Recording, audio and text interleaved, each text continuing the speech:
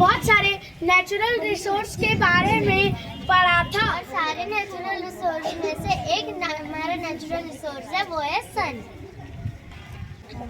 आज हम solar cooker की हेल्प से चावल बनाने वाले हैं।